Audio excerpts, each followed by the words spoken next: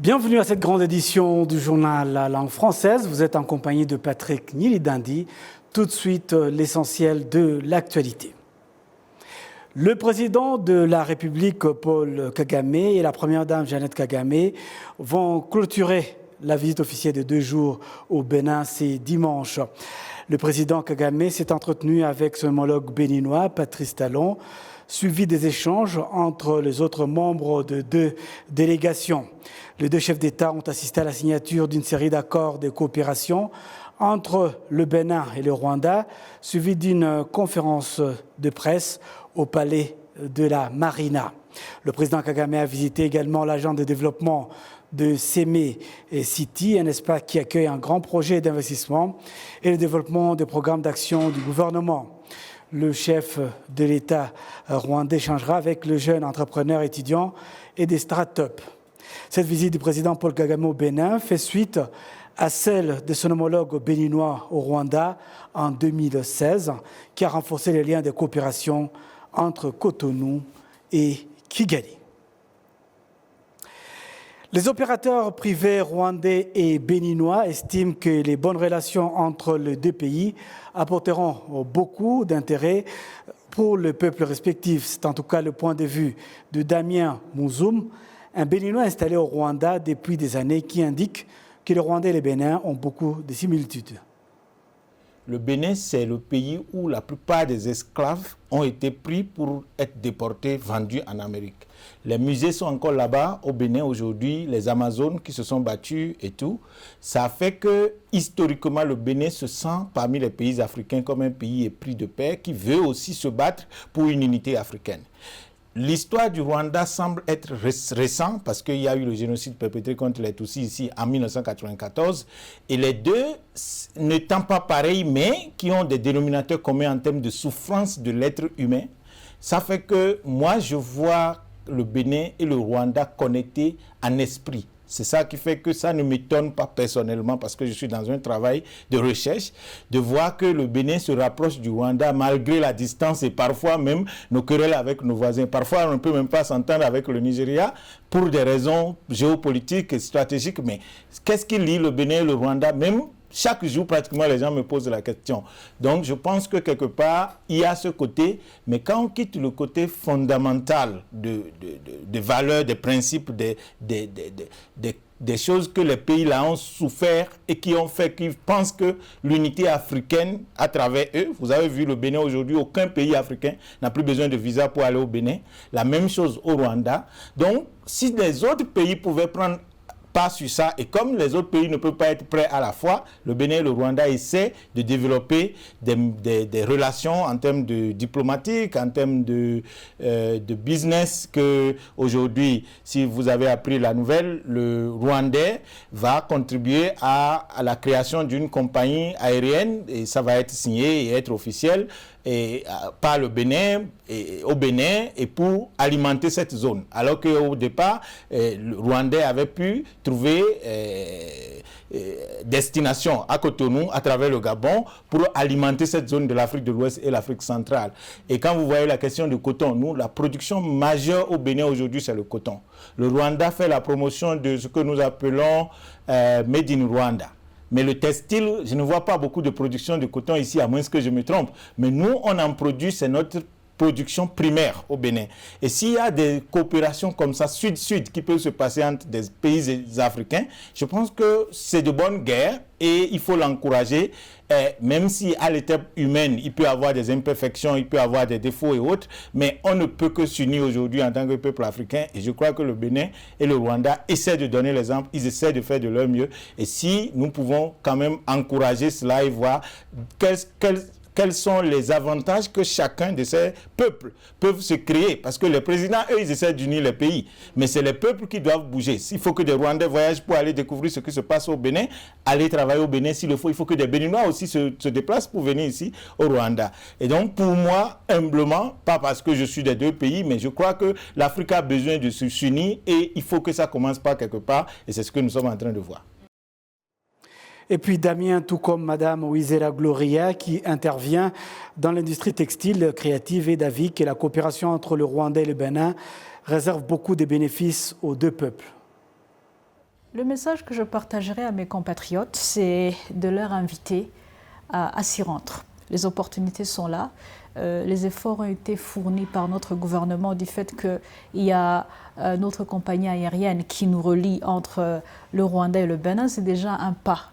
Et je me dis aussi que même le gouvernement béninois aussi nous a facilité avec notre entrée, nous installer, avec tout ce qu'il faut pour que nous puissions faire des activités commerciales au niveau du Bénin. Les opportunités sont là, ils sont ouverts à toute personne étrangère qui nous concerne. Et je me dis qu'on ne devrait pas vraiment se limiter juste sur notre région. Ouvrons-nous à travailler avec le Bénin. Les opportunités sont là et ce sont des gens aussi qui sont très ouverts à nous accompagner, à comprendre comment apporter un plus sur leur marché. Actuellement, il y a tellement de choses que les deux pays peuvent apprendre l'un de l'autre. Le Bénin étant un pays historique et ayant, ce que je disais tout à l'heure, des atouts en termes de notre production, les choses qui peuvent s'échanger entre les deux pays, mais aussi et surtout en termes de leadership, par exemple, on a connu quand même beaucoup de, je ne dirais pas copier-coller comme le disent les autres, mais j'ai compris que le président béninois, Patrice Talon, quand il est venu au pouvoir, il a trouvé l'opportunité de voir qu'est-ce qui pratiquement marche dans des pays africains, tout comme le Rwanda, où on peut mettre en exécution dans nos pays, par exemple, les questions de mutuelles de santé ici, qui sont pour la population ordinaire, les questions d'identification qui récemment ont suscité encore des critiques, c'est-à-dire, il a nommé, même vous avez appris un ancien maire de Kigali qui dirige maintenant le truc de l'ANIP, et c'est des avancées que nous voulons voir, pas seulement au niveau des politiciens, mais que des individus arrivent à s'installer, des Rwandais qui peuvent se déplacer pour aller faire des affaires sans contrainte dans des pays comme le Bénin. S'ils ne se sentent pas à l'aise d'être ici, ils peuvent aller s'installer au Bénin. Comme si un Béninois décide de venir s'installer au Rwanda, il peut aussi s'installer. Donc ça va évoluer avec le temps en fonction des opportunités que les hommes vont créer. Parce que il n'y a pas une manne quelque part aujourd'hui qui existe qu'on pourra aller pour aller dire voilà ce qui existe. Et c'est ce que les gens attendent. Il faut aller créer ces opportunités. Moi, je suis venu ici, ça fait bientôt 8 ans, et j'essaie de me construire avec les moyens de bord progressivement. Donc, c'est comme ça aussi que nous aimerions que des deux côtés, les peuples se visitent, et donc cela suscite que actuellement s'ils arrivent à créer cette compagnie qu'ils sont en train de créer, si ça peut avoir des effets sur la réduction des coûts de voyage entre les pays africains, parce que quand moi je suis en Europe avec 50-40 $, je voyage entre deux pays européens aller-retour. Mais en Afrique, pour aller juste en Ouganda, à côté, même au Burundi, on te dit 900 $ de vol. Comment tu peux rêver même d'aller au Bénin? Donc, je crois qu'il y a encore, malgré l'évolution, l'avancée, l'éclairage d'idées de nos leaders, il y a encore beaucoup de choses à régler par rapport à nos propres réalités, aux moyens, pour que les uns et les autres puissent profiter. Sinon, moi, je crois que quand les deux peuples s'unissent et ils arrivent à se visiter suffisamment, les opportunités vont se créer tout seuls. Donc, ce serait peut-être exagéré de vouloir lister des choses pour donner de fausses espoirs à des gens qui vont peut-être dire ok, on va au Bénin parce que M. Damien a dit voilà ce qui existe là-bas. Mais quand vous allez là-bas, il y a toujours d'opportunités si les gens sont ouverts à créer, à découvrir, à se réinventer et à les regarder de travers. La suite de cette édition, les familles vivant dans les villages Urukumbi, plus précisément dans les maisons construites par l'investisseur Jean Sabimana, connu plus précisément sous l'appellation Dubaï à Kinyinya, ont été surpris par la décision de la démolition prochaine de leurs maisons, car les autorités les ont informés qu'elles allaient s'effondrer. Cette semaine, les autorités locales ont mis des signalements en indiquant qu'ils ne seront pas autorisés à entrer dans ces maisons. Au total, ce sont une dizaine de familles, dont 6 locataires, qui sont concernés par la mesure.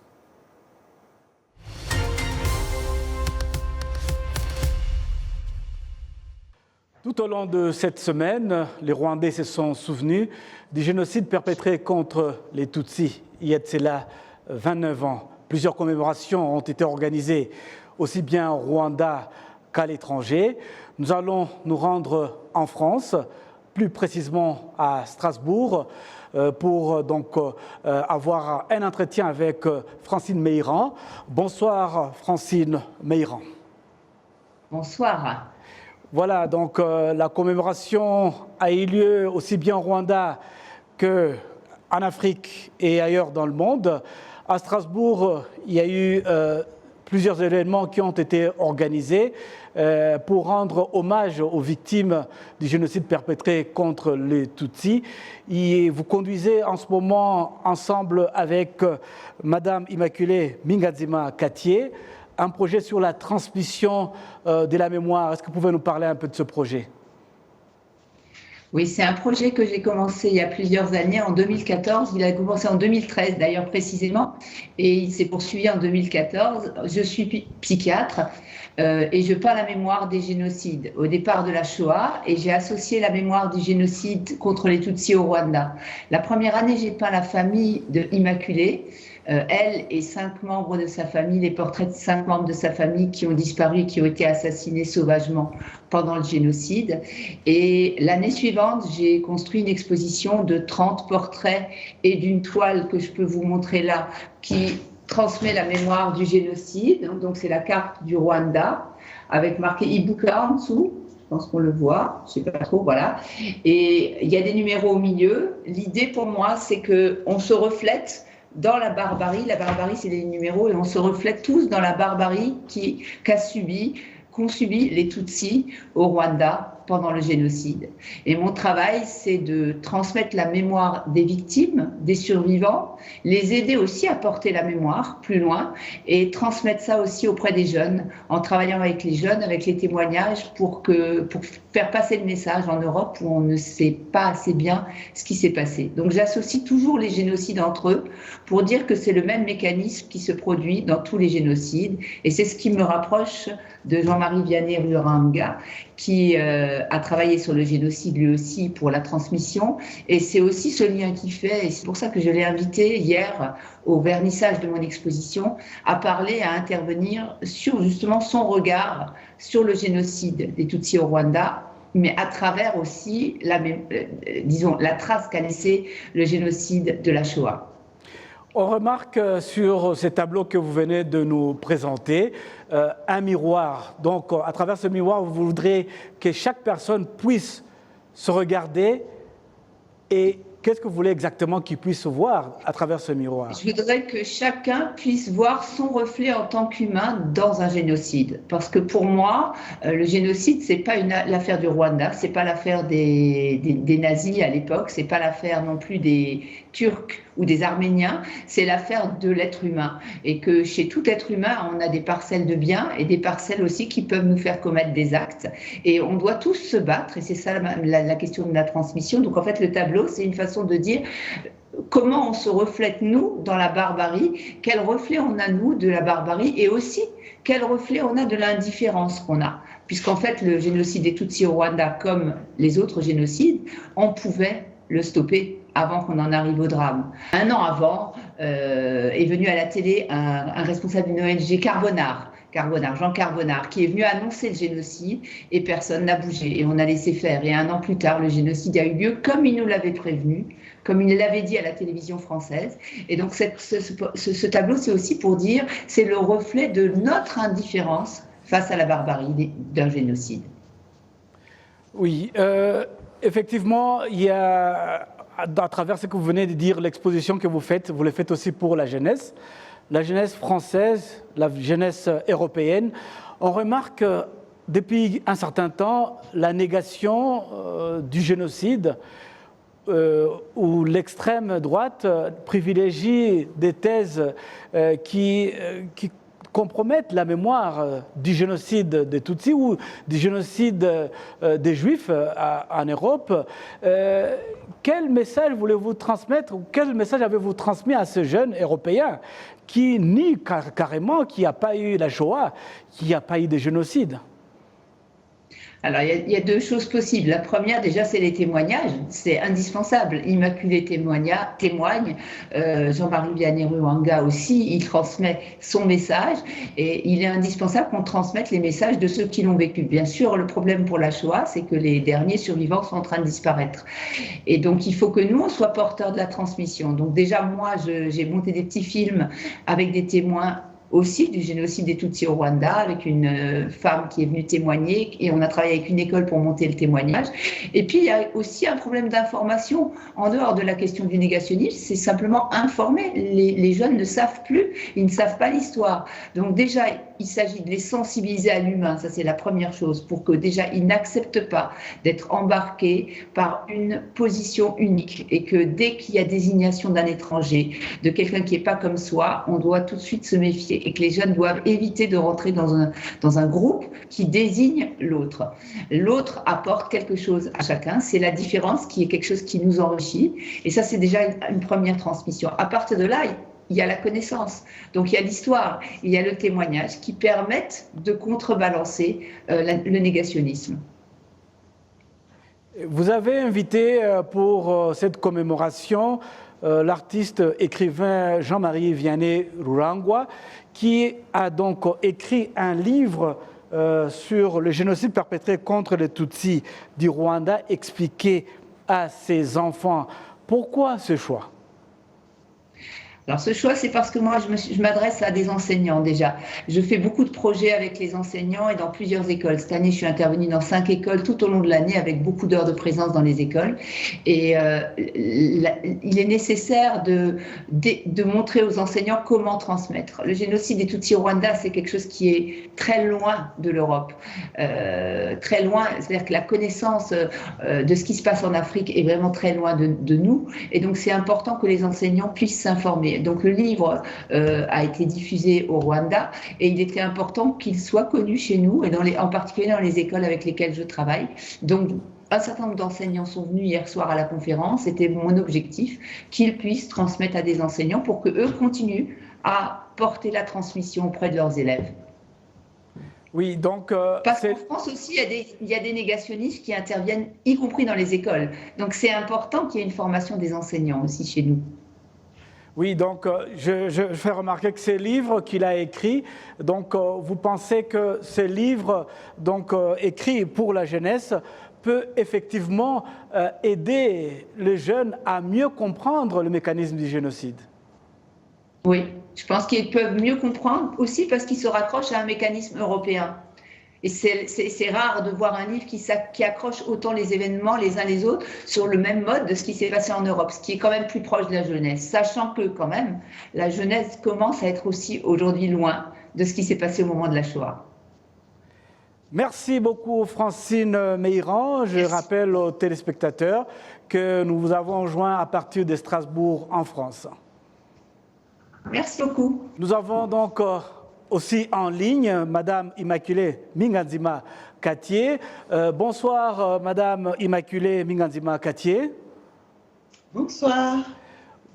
Vous êtes rwandaise, vous avez donc survécu au génocide perpétré contre les Tutsis au Rwanda en 1994 et vous travaillez aujourd'hui pour la transmission de la mémoire. Parlez-nous un peu de ce que vous faites. Je veux dire, pas directement de la survie. Je ne suis pas survivante vraiment directement de 1994 parce que j'ai réussi à fuir juste après la prison. Donc moi, j'ai subi plutôt les préparatifs du génocide parce que, comme je l'enseigne dans les lycées ici, ça n'a pas commencé parce que l'avion est tombé. Moi, j'ai subi depuis déjà 59, je suis née dans le camp de réfugiés. Mon père a été tué tout de suite. Je n'ai pas connu mon père, il a été tué. J'ai subi 1973 et j'ai subi l'emprisonnement de 90 et j'ai échappé belle au machette parce que j'habitais Nyundo.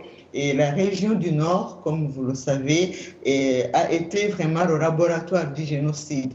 lorsque les autres ont été tués en 1994, à Nyundo, on avait, au nord du Rwanda, on avait déjà subi depuis le 4-5 la nuit où ils ont emprisonné, et puis ils ont continué à épurer, à tuer, à faire des expériences. On se souviendra par exemple des Wagogwe. En 1992 déjà, on avait plus de 500 réfugiés à Nyundo, des Wagogwe qui étaient venus.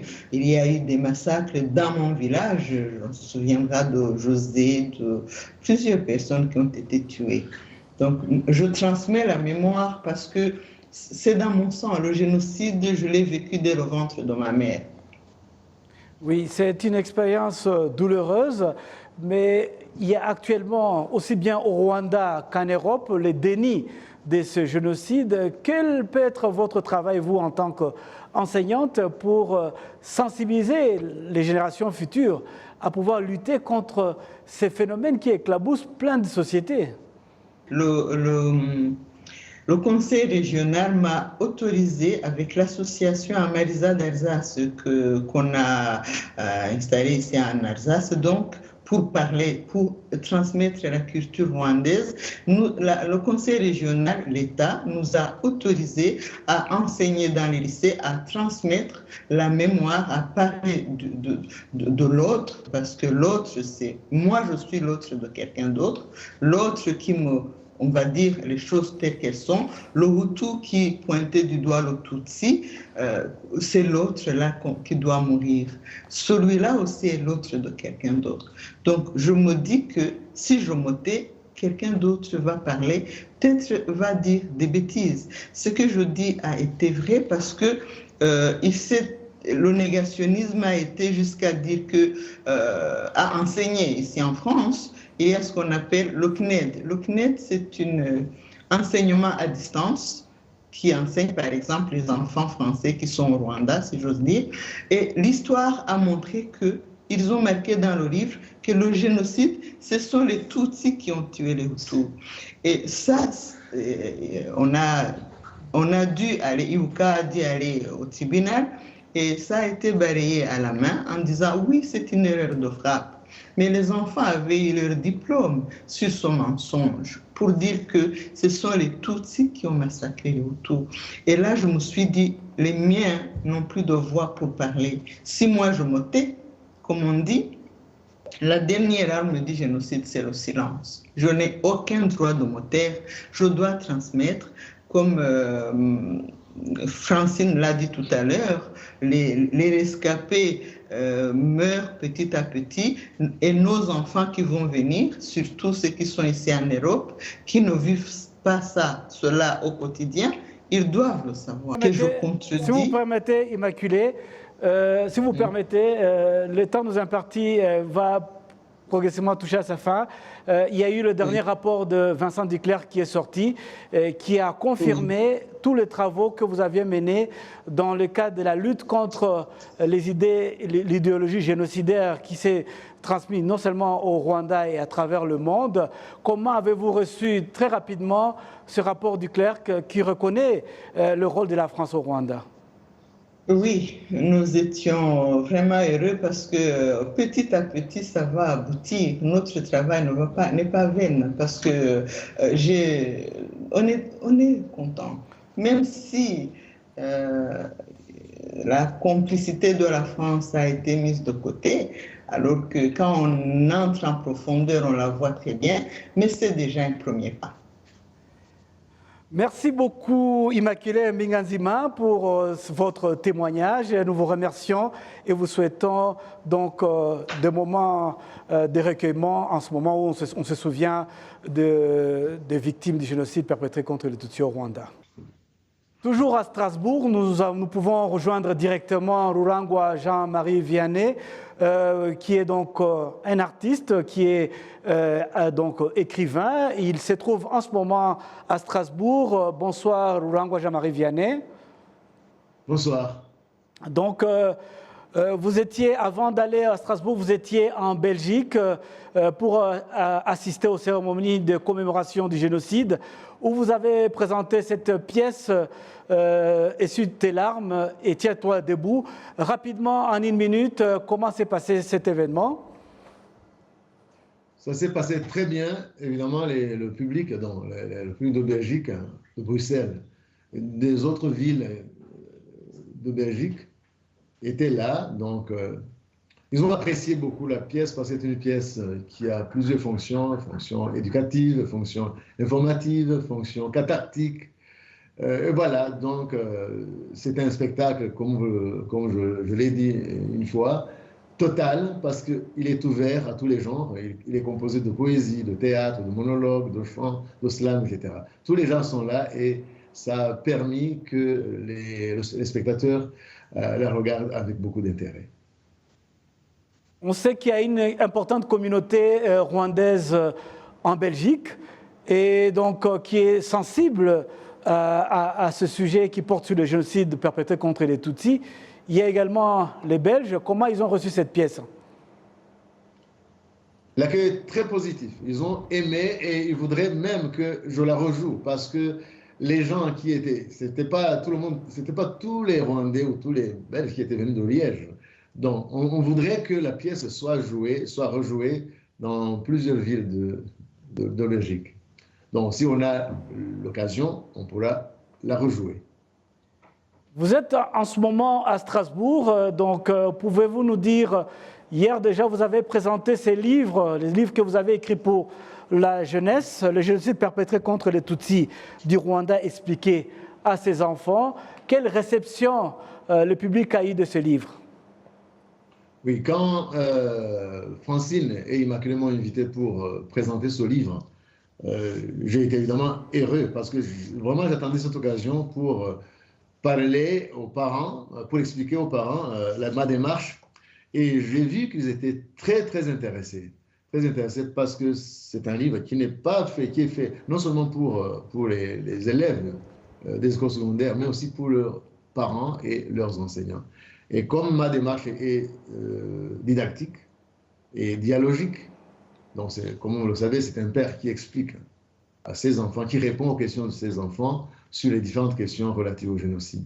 Donc ils ont apprécié beaucoup et donc et ils ont acheté le livre et je pense que ça pourra servir à quelque chose dans les écoles pour les jeunes Français ou pour les jeunes Rwandais de la diaspora.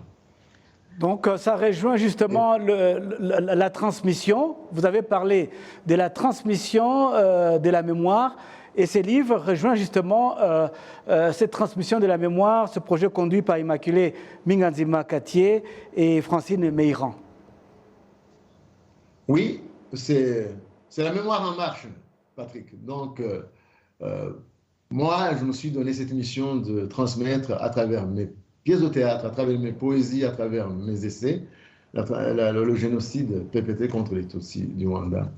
Donc, demain, par exemple, on va commémorer le génocide commis contre les Tutsis du Rwanda en 1914, demain, et là, j'aurai l'occasion aussi d'en parler devant un public plus large et de dire mes poésies aussi, mes poésies qui transmettent la mémoire du génocide.